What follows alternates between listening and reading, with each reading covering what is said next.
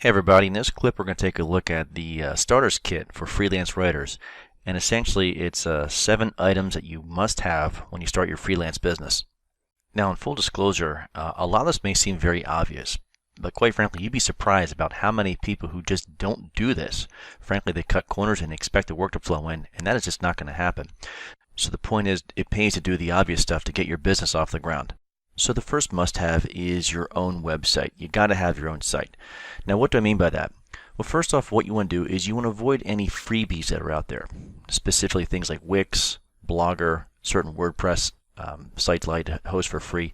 You don't want to do this, okay? Why? Having your own website gives you a branded appearance, and that's what you want. You want to look like you're a business owner, not somebody who is cheap and just using free websites to promote their business. You got to look like you're here to play. Furthermore, when you use free solutions, oftentimes they're ad supported. Now what that equates to is this. If somebody clicks on the ad, the company that is hosting the website will get the money. You won't. And the other thing is they're getting free advertising off of you. If you think about it, oftentimes these free solutions will have that company's name in the web address. And that's just free advertising. That's what you're giving them. So point being is you got to have your own site. The other benefit is when you have your own site is you'll have a lot more control over the content, and that is key. And if I could be so bold, I strongly suggest using WordPress. WordPress is an incredibly powerful, flexible, and yet very easy website builder to use.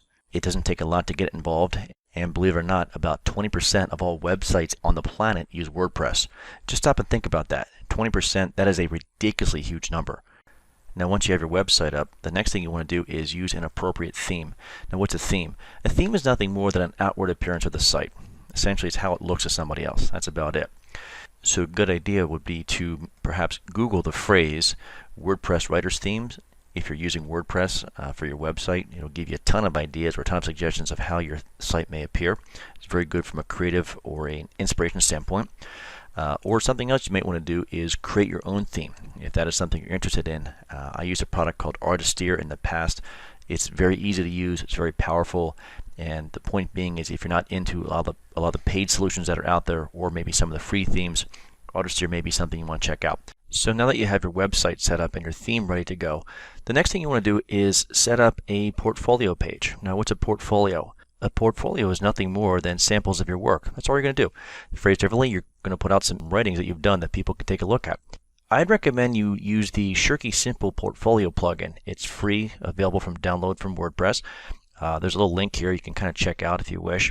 In full disclosure, the link is actually kind of cheesy in the sense that the web page looks kind of silly, but it's enough to convey the point. Once you have your portfolio page set up, I'd also highly recommend that you have your samples be downloadable. That way people can kind of download them, look at them on their own time, and maybe circulate them to other people they may know. Now this next step may seem like a no-brainer, and it's not intended to be. It's just one of those things that sometimes people will just blatantly omit it for whatever reason. That's why I'm saying it's a no-brainer.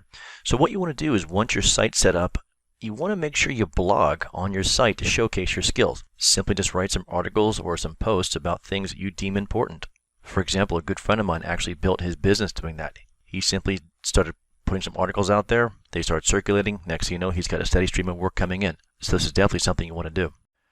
Along the same lines of creating posts on your blog, what you want to do is write up a series of articles and distribute them throughout the web. Some good places to post include hub pages, which is the old Skidoo, or Squidoo, not sure how to pronounce that, easing articles, and stumble upon. Now granted, a lot of these things may seem dated, and I will fully acknowledge that. That said, it's still a viable strategy, so there's nothing wrong with giving it a try. And even though there's a whole video dedicated to this topic, keep in mind that site owners are starved for content, and you want to leverage this to your advantage. What I recommend you do is go to a bunch of popular sites that you want to write for, knock on the door, and see what happens. See if you can write an article in exchange for a link to your site. The next step is to set up your social accounts. Make sure you create your account on the usual suspects, Facebook, LinkedIn, G+, etc. And if you really want to drive some traffic to your site, I'd recommend Tumblr. Now Tumblr is probably one of the best kept secrets on the web, and the traffic you can drive is insanely viral, so I would highly recommend checking that out if you have a moment to do so. And if you're really feeling brave, you may want to check out Reddit. Now, word of caution, the Redditors can be a little blunt, and they make no bones about it. That said, if you're willing to dive into those waters, you can drive some incredible amounts of traffic to your site, so it's something you may want to consider as well. And the last step with getting set up is making sure you go in and participate in discussions on the web by commenting on other sites. The main reason is it shows you're willing to share others and not charge for your work, sort of a give to get concept, and can really go a long way in building your business. A good place to focus your efforts would be in LinkedIn. If you go and participate in discussions with LinkedIn, you'd be amazed at the amount of leads you can generate. Definitely worth your time and effort on that one. And finally, if you're looking to crack into the freelance writing business, I'd highly recommend the Help Writers Wanted course. It's very affordable, the content within it is very rich, and definitely worth the investment.